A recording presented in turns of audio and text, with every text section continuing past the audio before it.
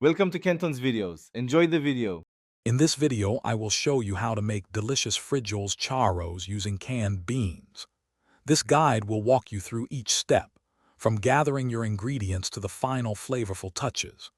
You'll learn how to combine simple pantry staples with fresh components to create a rich, satisfying dish that's perfect for any meal.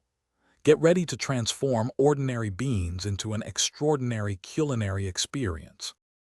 To begin, gather your essential ingredients. You'll need 2 standard cans of pinto beans, ensuring they are thoroughly drained and rinsed. For the savory base, prepare about 100 grams of diced bacon, 1/2 cup of chopped onion, and 2 cloves of minced garlic. Don't forget 1/2 cup of diced tomatoes, 1/4 cup of fresh cilantro, and 1 cup of chicken broth to bring all the flavors together. Now let's get cooking. Start by crisping your diced bacon in a large pot over medium heat, then set it aside. Next, in the flavorful bacon fat, sauté your chopped onion and minced garlic for about 5 minutes until they are wonderfully softened.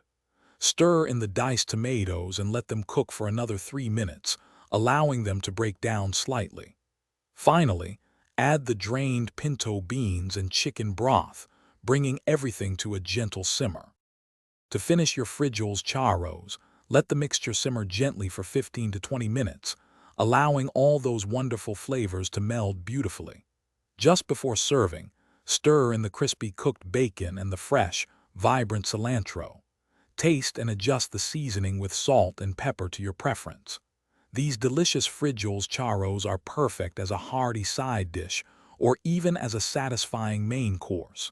Enjoy your homemade creation. Thanks for watching. Consider subscribing if we helped you.